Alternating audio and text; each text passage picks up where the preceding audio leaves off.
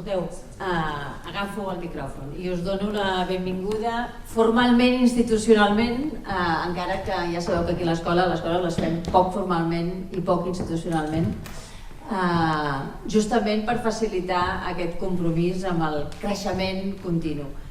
Res no em fa més feliç que poder donar aquesta benvinguda amb un, deixeu-m'ho dir en castellà, elenco que tenim a l'escenari i a la graderia.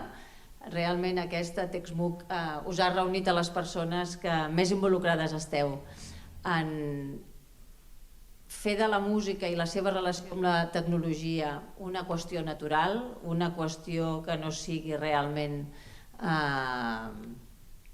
fora del context habitual de l'alumnat de l'escola, i per tant normalitzant que una escola de música al segle XXI sigui una escola de música que es relacioni amb tota naturalitat amb la part tecnològica de la música. Només puc agrair a l'Eduard Resina que per segon any consecutiu hagi posat dempeus al TECSMUC, que hagi convidat a qui us ha convidat d'aquest nivell i que per tant comencem a estabilitzar una jornada al juliol que cada vegada convoqui a més persones, a més estudiants i a més professionals que junts pugueu realment continuar amb el testimoni. És a dir, que m'estalvio les benvingudes, dono la paraula a la Reiko, oi que sí?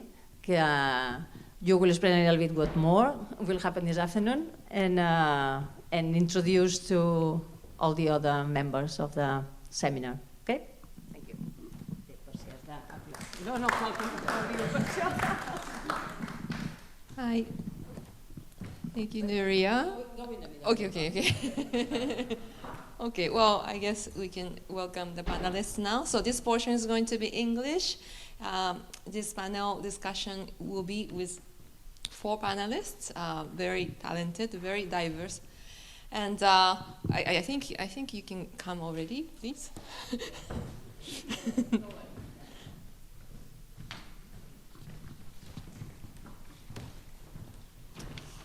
So let me introduce each panelist. Next to me is Luis Codera Puzo. He is a composer, cultural manager, and performer of modular synthesizers and electric guitar. And he is the one who will be performing the concert. It's the second half of the concert after the round table. His musical training began as self-taught, curiously.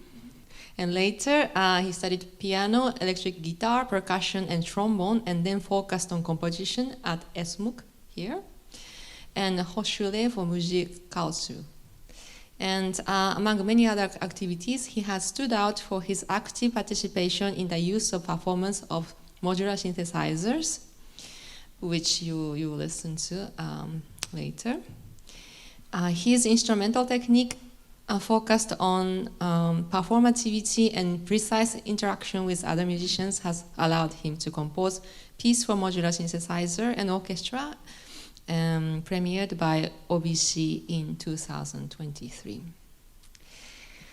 And next to Luis is Pablo Carrascosa Lopez. So he is also graduated in composition at ESMUC here, and also architecture at ETSAV, is that correct? Okay.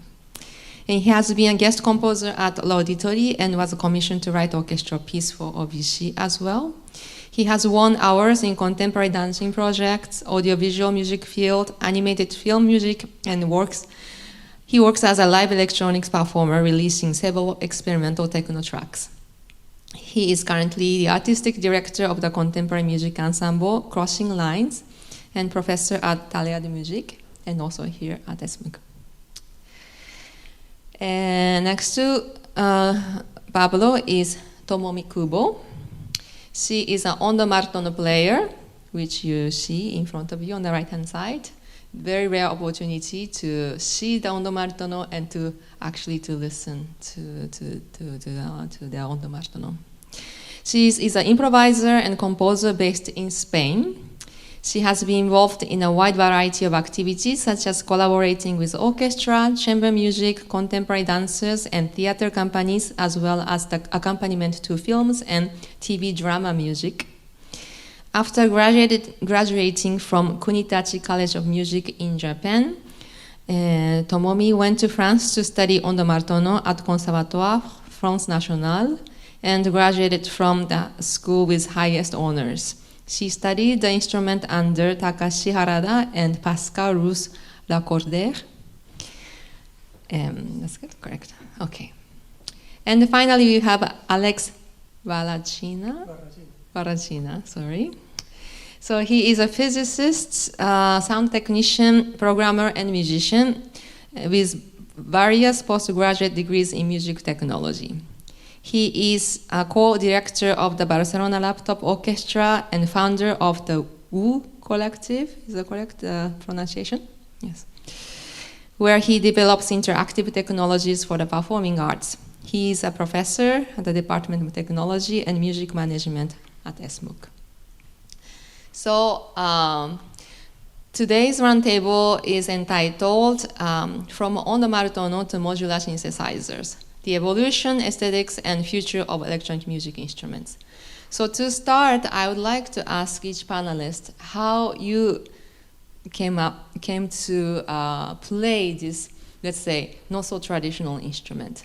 So for two of you, Luis and Pablo, the modular synthesizers, and Tomomi on the martono, they are both early electronic music instruments that had very different paths to develop.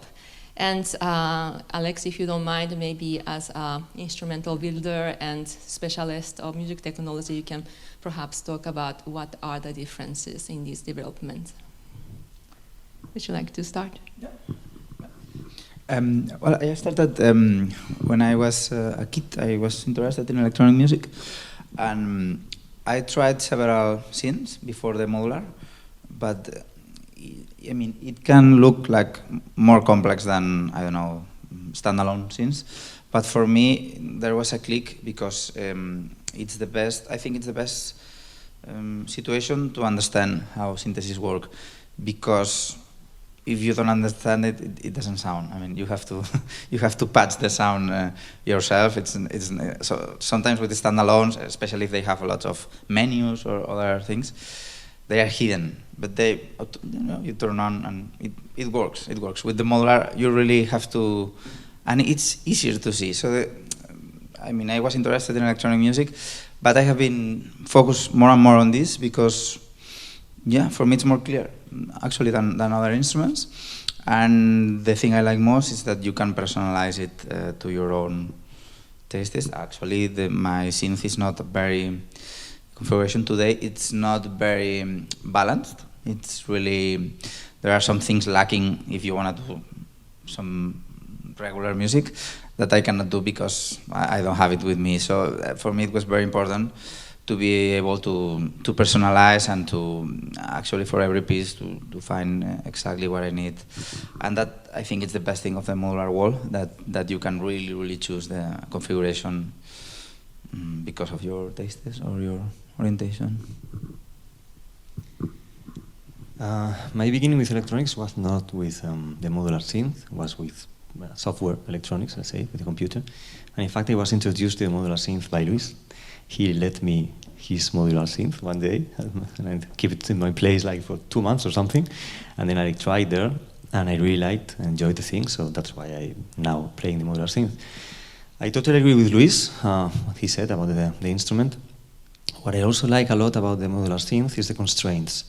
There are two constraints. One is the space constraint. You cannot have like plenty of modules. I mean, it depends on the space you have on your studio or your place, and the budget, of course. It's not a cheap thing or economic thing. So yeah, those two constraints are interesting for me because in order to compose music, at least in my opinion, the more the constraints you have, the more the creative you can be. And another thing I like about the modular synth is the performative aspect. I mean, like really like playing music in front of the people, because before playing the modular synth, I was not playing in front of the people, at least like very seldomly.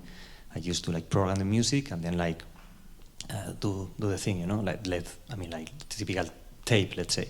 And I remember Luis told me, Pablo, I don't know if you're going to like the modular synth because I mean, you are very precise with your music. You want everything to be like too perfect, and that's not the instrument to do that. And I was like, okay. And in fact, yeah, it's true. I mean, you can be quite perfect, let's say, but there's some slight imperfections, the tuning thing maybe, especially if it's analog or other like issues, let's say. You have to deal with them. But yeah, I'm using them more during these days, and I'm very happy to do so. Okay. Thank you. So for me, this instrument, ondmartono, it's an instrument monophonic. So before I started this instrument, I learned piano and electric organ. It's one instrument can be make the polyphony, no? Harmony. So the first I listened Turangarira Symphony by Olivier Messiaen. So I surprised a lot this instrument. So what's happening with this instrument? And after that, so I got one chance to try this instrument in Japan, my professor Takashi Harada. So I started playing this instrument. What's happening, because impossible, so you touch the key, but it don't happen nothing. So it means this instrument is playing so how to play. So it means we must play by two hands, the left hand and right hand. So please imagine violin, violoncello. So before I started this instrument, so every time I touch the key, the put out the sound, makes the sound. So I thought that time, wow, it's possible to play. It's possible to make the one sound with vibrato, so we can change the pitch. So this is for me, it's one impression. So after that, I start. Well, I want to try to play more, better. So now almost 20 years I play this instrument, but still I couldn't find nice point, nice sound. Yeah, I think another instrument also. So this is my reason why I started this instrument. So perhaps for those of you who are not very familiar with this instrument, maybe you can explain a little bit more what's happening here, because we see three different speakers, and then the keyboard. It looks like a keyboard, well, it is a keyboard, but yeah, it's not a regular kind of keyboard. It has keys and also has a ribbon, so you can slide between. Yeah. So it's better. I don't know. If you like. So it seems really is one synthesizer, one piano, but this keyboard it's move.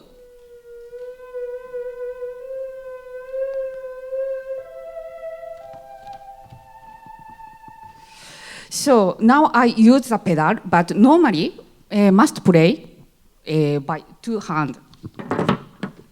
So we decided the tone and push the button.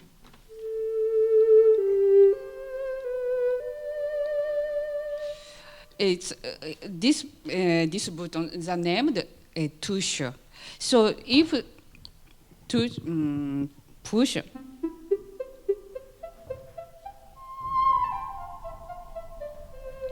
It means all expression made by this touch. And also, it has several timbres. For example, now it's sine wave.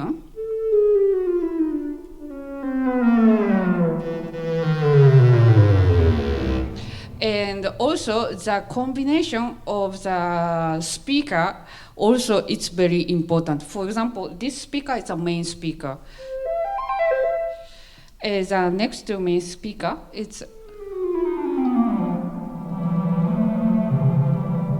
it's reverb. And next to reverb, this is a named metallic speaker. It's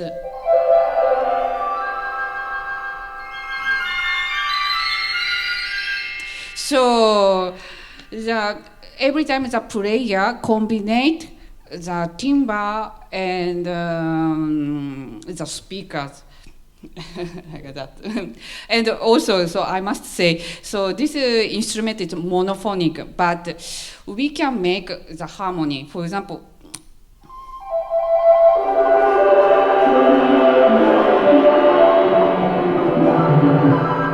it's not like we can't play same time, but if you play tremolo on on the keyboard, it's possible to make harmony. It's true, it's important, sorry. So in front of the keyboard, there's a one named ribbon. So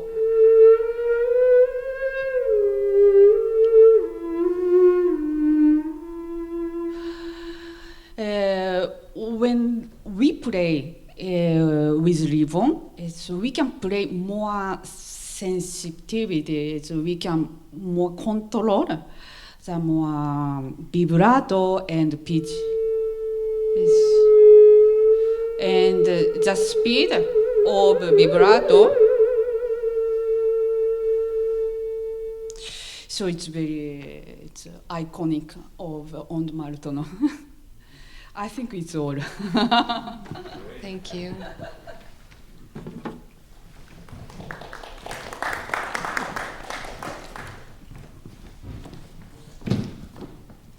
Okay, I think it's very interesting today, the proposal for today, because we have here two very different approaches to play with electronic instruments. In one hand, we have the Ondes Martenot, that is one of the first electronic instruments. It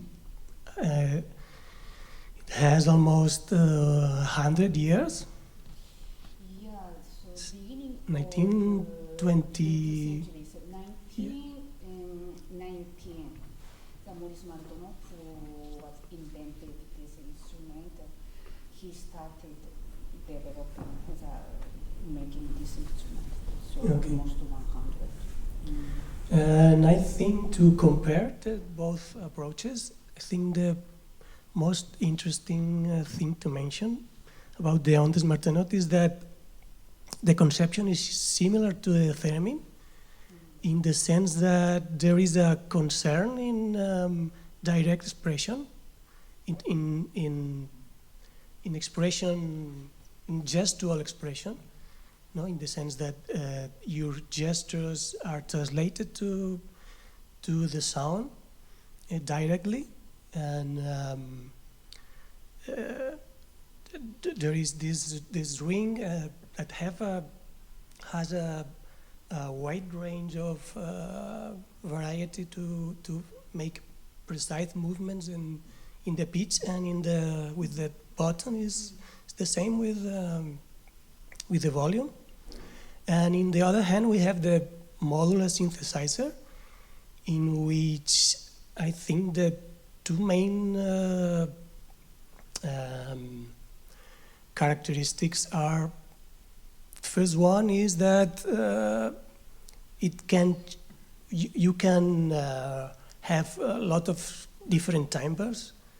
You can combine models to make a lot of different kind of sounds, and maybe for this reason there is not a concern about controller. Lots of modular synths don't have a controller, and the concern is more than build your own timbre or your own sound. And the other characteristic is that possibility to interchange cables to create complex patches and interact with that patches. But and the other thing is that they use a lot automatic processes like envelopes or sequences or LFOs or whatever. And for example, if you want to create a vibrato with the ondas Martenot, you move your fingers like the sound you want to create, but in a modular synthesizer is the machine that creates the sound, the vibrato. And your role is to control the parameters of the vibrato, but the vibrato is created with the I know that the approach of Luis is different. It's like the direct control because he comes from a classic tradition and whatever. But so I think and the way to play modular things is a completely different approach than the other one. Thank you, Alex. I think it was a very good summary of how these two instruments are different in terms of its instrumental building, let's say, approach, but also how it's being used. I think Luis and Pablo have a very special approach to these modular synthesizers because they, if I understand correctly, you approach it, the instrument as an instrument, no? to play it with other musicians or solo, but instead of playing it as a machine, you will, like a self, let's say, generating machine, you play as a performer on the concert stage. So I think it's a very unique approach that you two have. And my next question, and I will open this discussion to floor at one point, so you have a chance to ask questions or, yes, if you have something to say, you're most welcome. But I have a question for now. So I think these two, both instruments have lots of possibilities, but also lots of limitations. So I think they're both kind of unstable instruments, if I can say that. That you, for a modular synthesizer, if you remove a little bit of knob, then it can really move to a very different color. And on the Martone also, it's an instrument that when you have to move it very carefully, and then also you have to wait until the instrument warms up, and so on. And I'm interested in how you are dealing with this kind of limitations of this instrument, and then how you developed your musical approach to, let's say, take advantage of or to try to take care of these limitations. So whoever wants to start.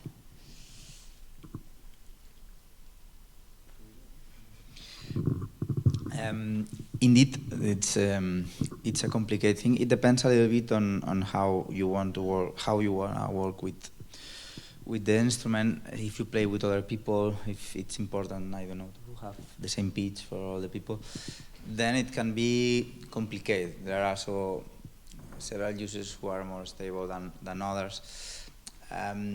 It's a price to pay, in my opinion. It's a price to pay for this capacity of doing several things and being able to at the same time to decide on every aspect almost, which is something I find interesting. Probably, I think a source of the instability, it's also, I think, that it came from different companies, because there is like the protocol, there is a protocol that, a way to power the modules, a way to consider how voltage translates to pitch, for example. One volt is 1 octave in Eurorack modular world. And I'm sure if you buy, for example, I think they have a book easel here in ESMUC, for example, or if you buy a self-contained instrument, I'm sure it will be easier and less unstable. But it's also expensive, and also you you lose the variety. So I think it's a balance. It's a price you pay, but you have to decide if you want to pay it.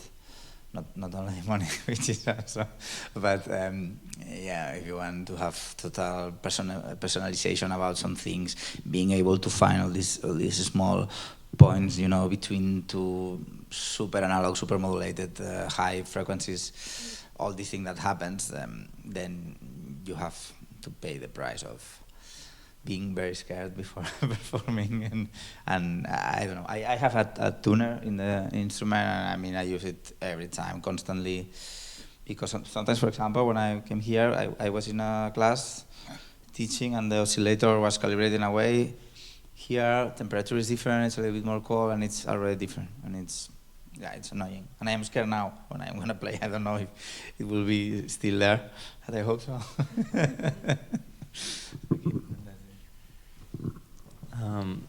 So the modular synth is a very limited instrument.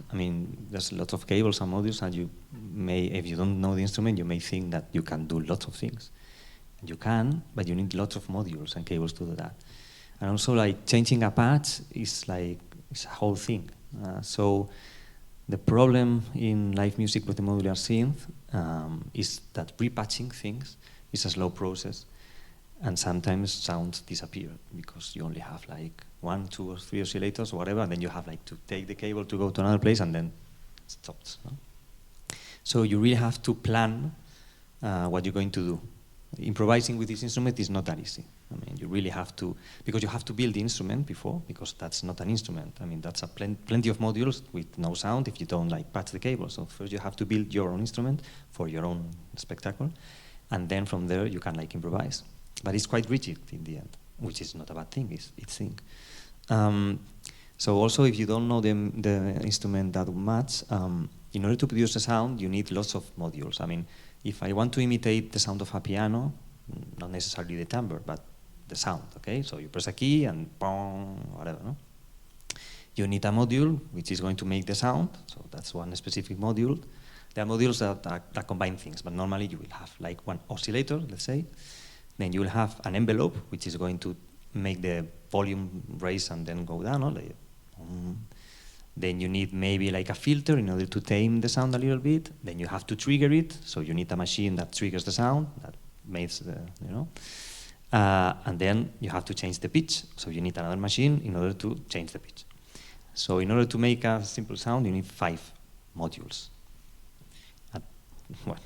And the budget, for everyone. So, but I really like that because, at least in my personal experience, it changed my mindset.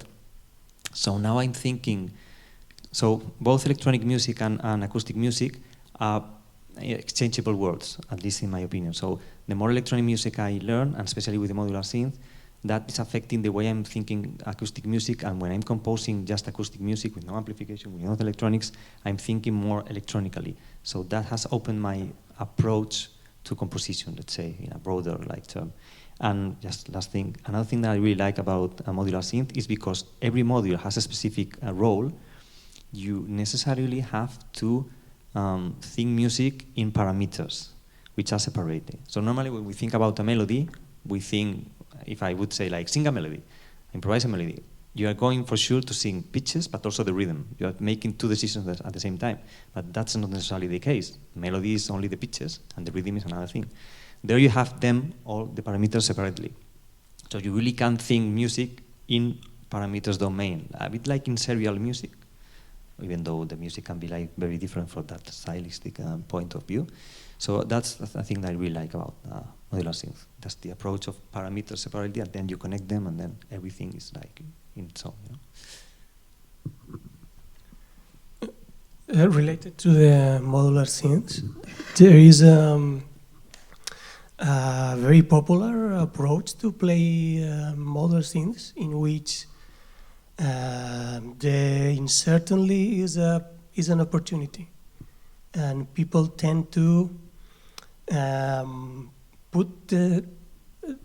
they tend to create complex systems and try to put the modular in configuration good for improvise. And in this case, you don't know It's an opportunity to improvise with your own instrument, not with other people. And you can create non-linear relationships between cables and modules, and the idea is more than you have to change your plan because the instrument it's saying you different things in different moments, and in different days the system makes different sounds, and you have to deal with that dialogue with your instrument. This is an idea that started with David Tudor and others. That Tudor said that the music is inside the instrument, and you have to try to make the music emerge, but you have to play less and listen more, and try to just drive your instrument, and more than playing all the time. About Ontmartono, so it likes it's same of modular synthesizer. For example, my instrument also it's very sensible. So every time I move by normal car, but when I arrived at the hall, so change the pitch. And by the temperature and the humidity and etc., etc. So it's very difficult to keep the nice condition. But for me, this is also it's a charm point of Ontmartono. So it seems like a child. And about musicality, so this instrument is really monophonic. So every time I'm thinking how to break through this limitation. So for example, now when I play improvisation and free jazz, I use recently now I use the loop pedal. So I try the one first, for example, like a quartet, no? So, yeah, and also it's difficult to buy this instrument. Yeah, if more people can buy easily, I think more develop this instrument.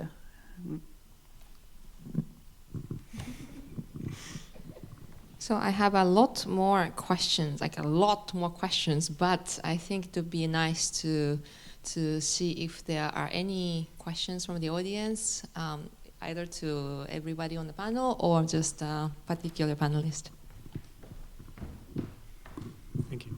So yes, so as we don't forget this part of the conversation, I just wanted to ask now, you mentioned how your approach to, Pablo, but I think also Luis, your approach to electronic music changed the way you approached, let's say, regular music, instrumental music, and you talk about parameters, sound or melody, harmony, but I'm interested because this morning we were listening to your orchestra piece, if you have seen also a change in the way you perceive form and process, because these kind of instruments lend themselves so well to thinking in processes and thinking. You mentioned this morning, so the Rheingold is like a big drone with opening the filter and like these big sections like that. And I'm interested about that because I think one of the things I really like about your music, Luis, sorry to ponerte rojo, but is that I found your studies for modular synth, I think they really surprise me because they are not a material that stays for a long time, but they have some sense of articulation, but also I got a little bit of that from your orchestra piece. So if you could, both of you, talk a little bit about that.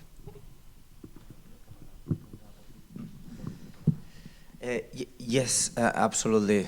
Yeah, I think also Yeah, I think more music it's more like articulated. That it depends a little bit also. For example, Alex was speaking about envelopes. I don't use envelopes. I have a mixer. I do the envelope. That's very important for me to play with other people. That's basic if I want to articulate. Sometimes I do, sometimes not. Sometimes it's really it's maybe a more horizontal thing. But yes, what Pablo told me once that in a piece I was not aware.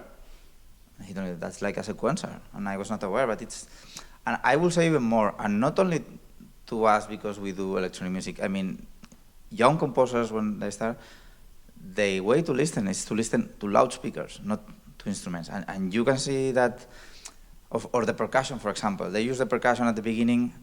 We did. I did. First time we live in a world, for example, of modern music, which is, for me, it's the loudspeaker. It's the most important characteristic of actual music is the loudspeaker. Of modern popular music, the world in which we live, which I love. And you listen how the composers, for example, use the percussion like a drum set. You can, and you see the score, and you know it, or the voice, the way to use the voice, lots of things that are clashing with the classical tradition, which is dynamics are a different thing, articulation is a different thing, not like the compressed modern popular music. Of course, in general, of course there are examples. What I mean is, it's not only because we are playing synthesizers, but because we are listening the world, the loudspeakers. I think that it's really changing our way to listen, the dynamics we listen, and I was not aware. Now I am aware. I am actually doing orchestra piece, which is based on LFOs, and directly because I have assumed I am like this. But lots of things came from the modular experience. I'm the world there. It's normal. Yeah. So as Luis said, in fact, in some of my pieces, I actually say in the comments, you already played a piece of mine. So play like an LFO doing something or whatever. So if the performer knows a bit about electronic music, then he or she has the mindset in order to do the thing. And if she doesn't know, then she can ask me. And about the form you said, completely. In fact, before knowing electronic music, and especially the modular approach, my works had had movements, but not anymore because of this process thing and the way of changing the material little by little. That led into works that had a whole thing in itself. And the thing is also that for me it's a bit more difficult now to make shorter works because of this approach to things to be done, in the time domain. Although my music is not very ambiental, one should maybe think it's another kind of music. It's very, sparse. But I really need time to do things because of that. So definitely the form has totally changed in my approach because of that. And that's the beauty, I think, of learning something. I would say, it can be like the modular synth or the on-the-smart note, or your approach, to instruments or whatever. I think that's the beauty of, in this case, the electronics. So maybe one of the things that you are wondering is that how are these music being notated? And so you are all composers. Alex is many things, but not a composer, apparently. So when you play, and Tomomi as well, when you play as a performer, what kind of score you're using, and what's your opinion on the type of scores that's been used? Well, depends the situation. For example, sometimes when I like the soundtrack for TV and TV series and film, so sometimes I play watching the image, and without partition. And also, so sometimes I collaborate one composer like that. So totally, I receive one score like a piano and flute, cello. Totally, it's basically it's same partition of piano. Sometimes it's a drawing score. It's like this. It's like a piano and a flute and violin. Does it usually have the specification of what kind of waveform you're supposed to use, or which speakers that you're supposed to use in different sections? So, for example, when I collaborate with one composer, so we discuss a lot about the timbre and the speaker, and we decide together, and we write. For example, the main speaker is D1, D1, D2, oscillator, or small G, etc. And only. So this is our common words, common timbre notation, like this. Great. So I probably could say that on the martono has kind of this traditional notation, Western notation system that's being used. And then now, obviously, with development of different kinds of scores, graphic notations, or just with, let's say, some kind of image, then you are improvising with this image, so that happens more and more. Yes. Okay, so what about the modular synthesizer? When you compose with this instrument, what kind of score are you using? There's not like, I don't know if this was existing in English, like convention, you know? Like in normal scores, we already have the system, the normal system notation. You know? For example, when we write for a violin, we first write violin, so we already know the timbre, we know the instrument. And then, for example, if you want vibrato, we normally say vibrato or molto vibrato. So imagine that we have that in the modular synth. First, we would, I mean, it's very logic, but first you have to say, okay, I have a pitch, you know, you write an A or whatever, but which kind of waveform do you want? So you have to specify, I want a sinus, or I want whatever form. Do you want it filtered? In the case if it's a complex form, then you have to say, okay, I need a low pass filter, but which frequency is the cut frequency? You have to write it. You know? So you have to make lots of notations, which in the normal like music you don't need, because you already have the instrument and you already have the conventions. If you want a vibrato, you really need to tell the performer, okay, I want a vibrato, but I'm not playing a violin, so how fast do you want the vibrato? So you really notate it, whatever, 1 hertz or 1 vibration per second or whatever. So at least in my case, when I write scores where I have like a modular synth or electronics live performance situation where you have to decide every aspect of the thing, I have lots of indications about the things that really need to be like patched or decided, you know, or like, and it's like plenty of instructions. But it's in the end, it's very logic. I mean, we already have the system to do that with normal or contemporary music notation. We really have all the tools in order to write the score. It's more about thinking all the things you really have to tell the performer when you are not the performer, for he or she like have everything like clear. Yes, well, I approach the scores in a different way.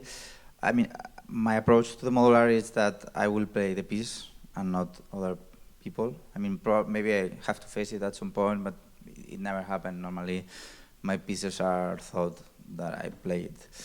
For me, there is a difference when I do it alone or when I do it with people. When I do it with people, I try to do it as the notation as more traditional as possible, so the other people, because I like to do chamber music, and I like them to know somehow what I'm gonna do, so we can make music together.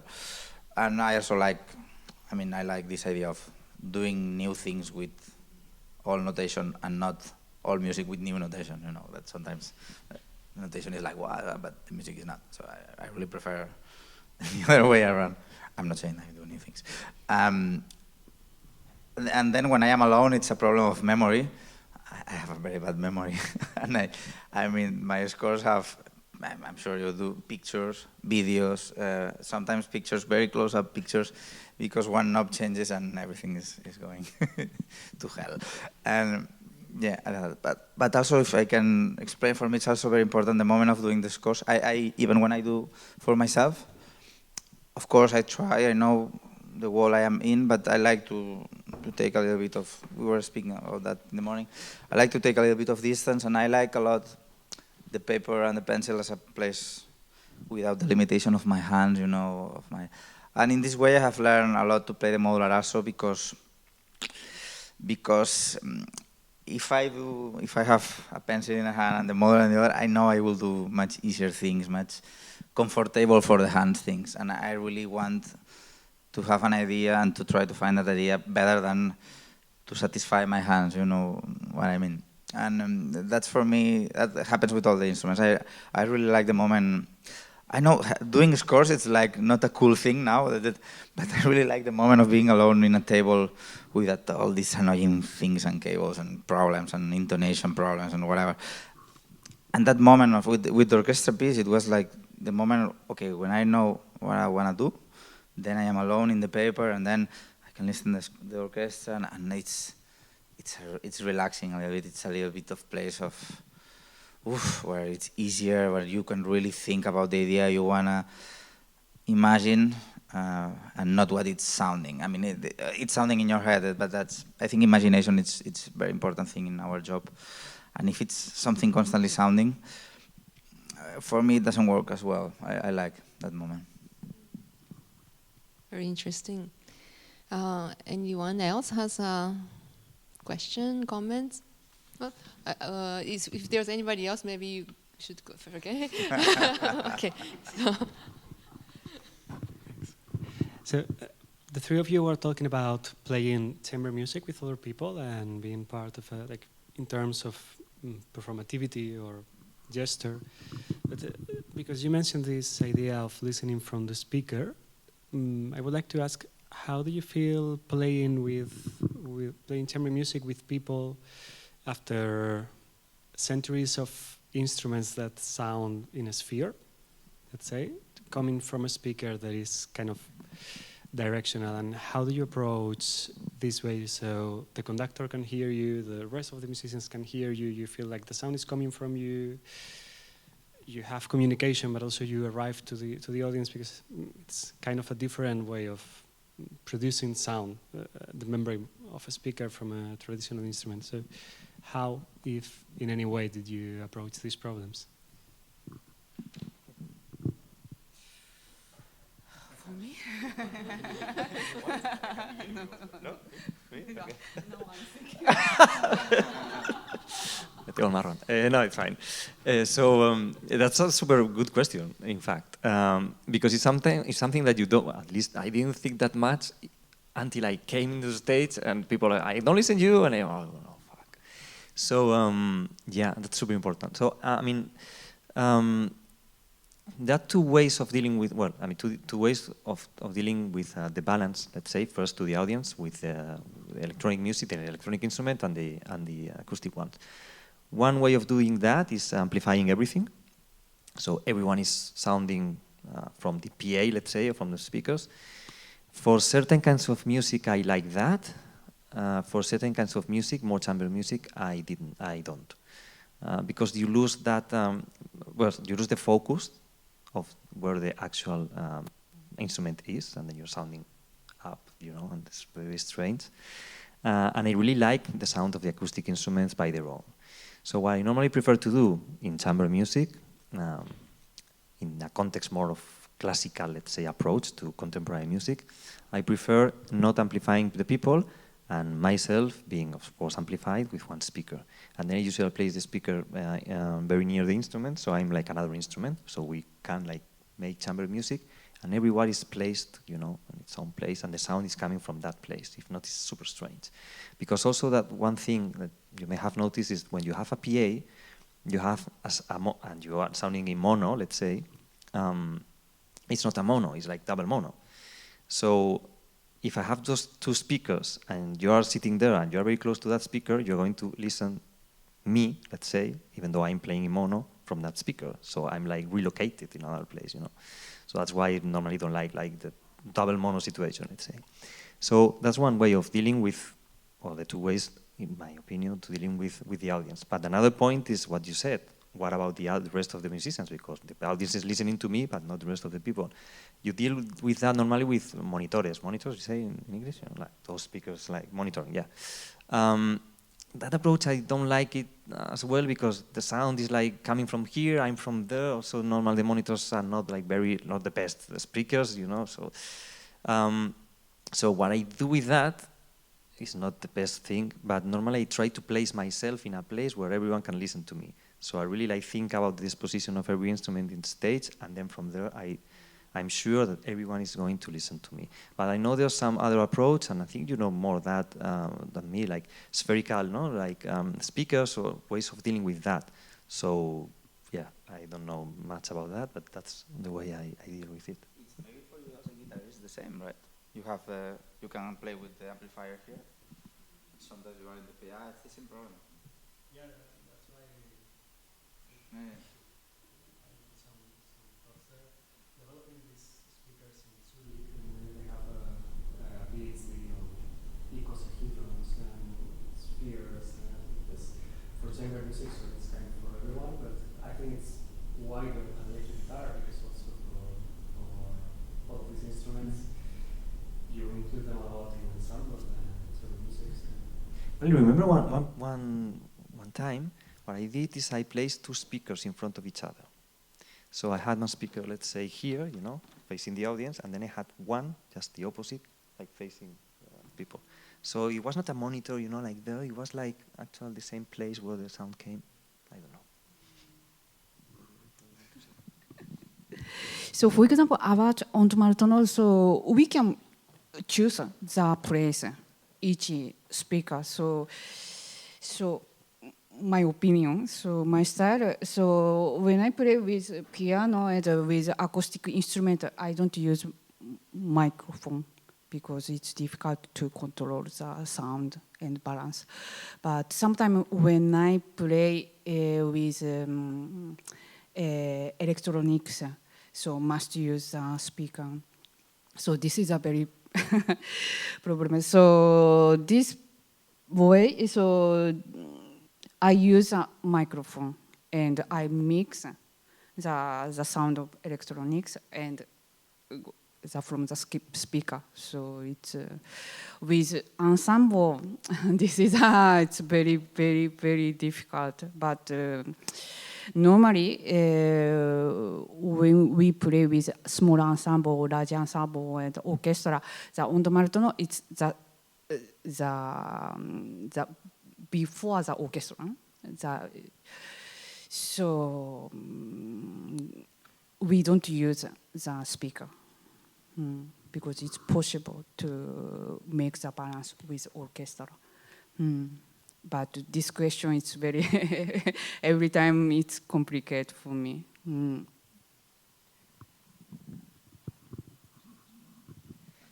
Okay, so I guess before we take, before I take your probably the last question, I have just one question to Alex, or if whoever wants to take it.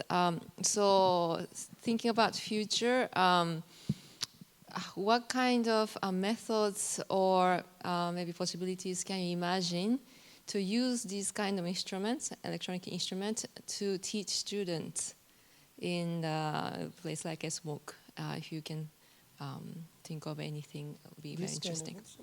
Yes, modular synthesizers and on the martono.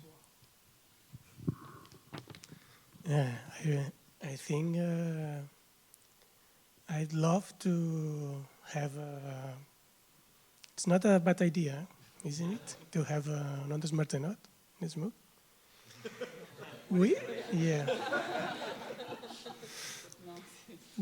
We are trying to buy models, and in the last 5 years, more or less, we started to build modular synths, and because we used to teach synthesis, for example, with software, and it's not the same that teach synthesis with synthesizers, and we are in that line. But I think it would be good to have a line of modular performance, for example, with specific teachers for performers. But it's a cultural thing, and we need time because we don't have tradition to do that. It's not easy to find scores or methods to play that kind of instruments. But I think we are in this line.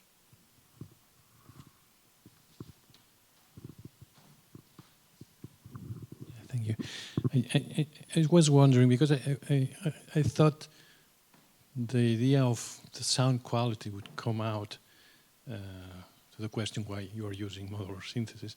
Because otherwise, some of the things you said, I mean, it's not different, like working with parameters, patching virtually in the computer and so on, much cheaper. You don't have the restrictions. Well, both of you have mentioned that you love the struggling with the machine, but that's more a psychological issue, which, well, but when you said you enjoyed spending this time in just getting to the exact point, and also the idea that maybe if it's hot or it's whatever, it will change, and so there's this risk, but you think it's worth having this. So, is there a sound quality really that is the reason why you want to go through this struggle? Because otherwise you can play with virtual models, you can even emulate some of these machines in the computer.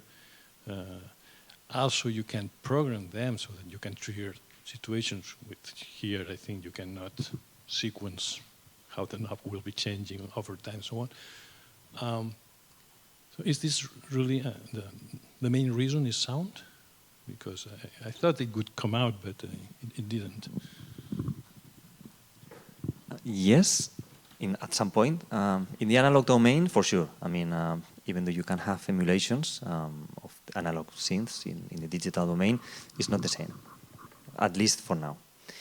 And if you want to imitate that, which you can, sometimes when I do techno music and I do it like in the workstation, in the software, I try to imitate sometimes when I'm dealing with digital stuff, the analog little things, you know, but that takes time, and it's like a bit strange, you know, because I already have the analog stuff, why do I have to imitate that thing? So the sound is definitely different. It's not only the instability thing, it's like the character, timbre is completely different. You can say that there are some digital modules as well in the modular stuff, so then why? I really like also that it's a physical thing and you really can like touch the knobs, okay? So you could, of course, program things, you could use a controller, but the MIDI is not as fine as this thing, which you really can micro, you know, tune things or change the envelope, the attack slightly. So if you want to perform music, I mean, I really agree that for some kind of music, you really don't need this. This is more like a fancy, you know, like trendy thing. For center music, you can really do it in the DAW, you know, in the software domain. But if you really want to perform, be super fine, accurate with certain things, and of course you want this analog sound, I think you really have to go to this place, at least in my opinion. Luis? Well, my answer is, I think it's a good solution not to do it like this and doing it. I mean, it's not. I'm not defending exactly this is the way. This is very important. Actually, there is software also inside that. For example, I have. Yeah, it's software. I have some primitive software models that you can download the firmware. You can change things. I mean, there is software inside, and the sound. I think I could say, yeah, the analog. Well, we will have to try it. I mean, there are. We were speaking with, for example, with I am a guitarist also. I was always against amp simulators. Every time more and more, amp simulators are better and better. So, yeah, and I think, yeah, maybe, and I would like to not to use that. I mean, if I could, and probably, or maybe one day it will happen. So that's my starting point. I mean, and it's okay to say it's not necessary. I have made my peace with it. it's true. For example, I like a lot, maybe not the piece today, but I like a lot to use configurations which are really in the limit. Normally, something modulating another thing, which is modulating another thing at very high speeds. I have found that in the digital domain, which I don't practice anymore since years ago, totally different with the aliasing. And I know these things are now much better. But also, we could say that digital domain is more practical. I'm not so sure. I'm not so sure. Because I have some modules from lots of years ago, but I have some programs from that same point which I cannot use anymore. So I'm not so sure. The software wall is really annoying also. Sometimes when you have to update the computer or whatever, and this thing can burn, but it works. It works. It works. So, but I would like to say also that, yeah, I think the sound is different, but also the physicality is extremely important, extremely important. I mean, even now, I don't know how you do it with software. I am starting to use software a little bit more, and I hate the mouse. It's you lose so much time finding the mouse in the screen. I really like. The other day I was buying. I have a thing I am trying, which is like a thing like this. Would you have a thing? I don't have it here. I could show it, which is. There is only shortcuts with 8, and it's a tracker. You know these old trackers of all electronic music, all jungle. It was like with the first track, and it's amazingly fast. Thank you. Yeah. It's amazingly fast because you don't need the mouse. You don't need. So, for example, look, I don't have it here, but I have a sampler also that I use sometimes with it, and the sampler has a touch screen, a screen to touch some things. Touch screens are terrible, are not good. We need buttons to really, I have really tried. I have an iPad. It will be so much easier in my life with an iPad because it's easier to travel. You cannot go fast with an iPad. And this is like an MPC. We saw it in the class. There's like this tactus, this response.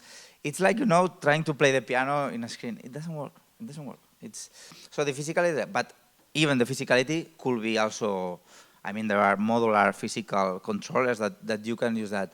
But I don't think these are controllers. Those things operate on the level of organizing even the instrument, It's not just something that controls another thing, but it's all mixed together, a way of thinking an instrument, a way of, like we were in the ones we were in the morning, this sequencer I had with this Cartesian thing. It's so mixed, the way of think and the physicality of thing, that's a really good thing. Sometimes I think it's even better than the sound. In that case, I really think that the music I do, it's complicated to do digitally because I modulate lots of things that modulate other things a lot. But of course, with the digital domain, you will have, for example, perfect pitches with, you can do FM synthesis, for example, within the digital world, opens a world much more pure things but yes, and at the end, it's important also to say, as we know this, we do the music that we do with this. If we were doing music with these other things, probably our music will be different, and that computer will be the perfect tool for that music. But I'm afraid it's too late now, but yeah, I don't know if it's an answer, but it's not only the sound. It's not only the sound. Sorry. I think there is also a difference in the response of the instrument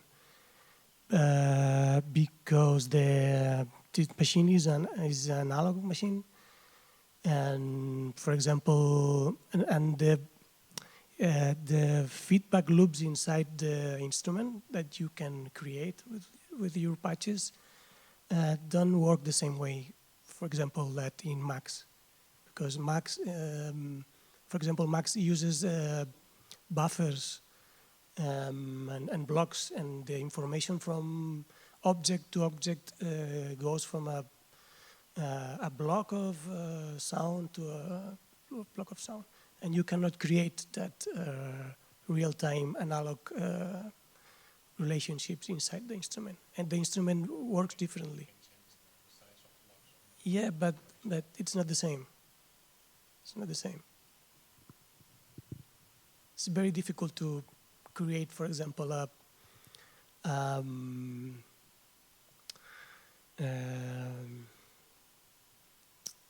don't remember the name, a physical model in Max because of that. Because of the, you cannot create the feedback that you need to make sound with a flute or something like that. And with the analog ones, it's more or less the same. It's important also not to think that modular is synonym of analog. I mean, half my models here are digital, probably. I know. That we sometimes do this analogy, but in this case, with analog models, you can create things that it's difficult to emulate with software nowadays. Yes.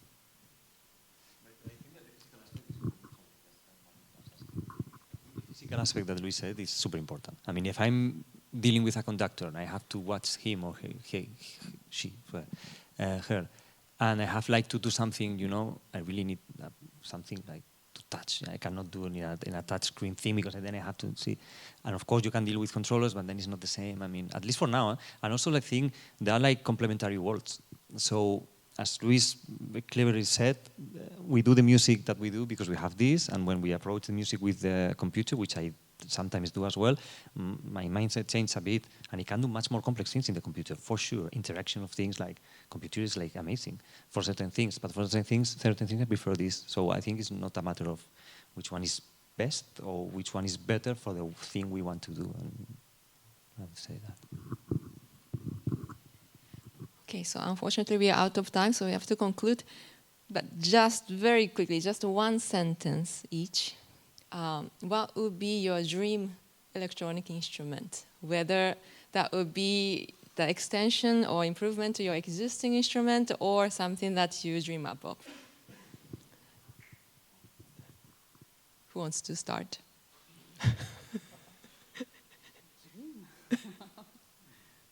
Yeah, I have thought a lot about it. I would like something less fancy, less cables, less like to be able to control a much more level of things with less unpractical to move to that. I have it's terrible. Yeah, that's it. And if it's less fancy, it's better because I think there is too much hype in this world. So like a black thing, not nice for programmers, just for really people who want to spend time doing music. So I don't know, I don't have any like, I've never thought about that really. I'm super happy with the thing. I mean, it's not very practical sometimes, but I deal with it. So it's like a relationship, you know, having a relationship with someone. I don't want to change this thing. It's like, I deal with it and I'm really happy, really, really. So it's a difficult question too. But I hope, and all Ondomartono players hope, to open more Ondomartono class in Conservatorio in the world. This is a very important about education. And also, so we need a new piece. It means the piece for Ondomartono and orchestra Ondomartono with modular synthesizer. So I think it's important that we have to create new piece for future. So this is one key to to develop the instrument. I don't know if it's a dream, because I am following dreams. No? I follow a dream, and in the middle, I cannot achieve that dream, but it appears another dream, and But now I think it's very interesting. It's related to artificial intelligence, because we have now algorithms that can create music or sounds, very different sounds, or all possible Western music sounds or whatever. But it's not very interesting to play a button and that the machine makes sound. But maybe it's interesting that we have there a machine that a sound generator, very different that the sound generator we have here or here, oscillators or whatever. And maybe it's super interesting to explore how to interact with that intelligent sound generators. We have the prompt, you can write things and the machine understand more or less what do you want and can generate music. This is not very musical to write a thing, but I don't know, we have different communication channels to interact with that machines that can generate. This is a new sound generator. Yes, it sounds like it's for another discussion. That's Yes, another topic for a final discussion. So with this, I'd like to thank all the panelists and also the audience who attended this very, I think, unique discussion. So after this, we'll have a short break. I think we only need maybe 10 minutes. And then we'll have a concert. The first half will be Tomomi and myself. We will be playing a piece inspired by Messiaen and Takemitsu. And then after that, Luis will play his solo piece with his instrument. So thank you again, and let's thank the panelists.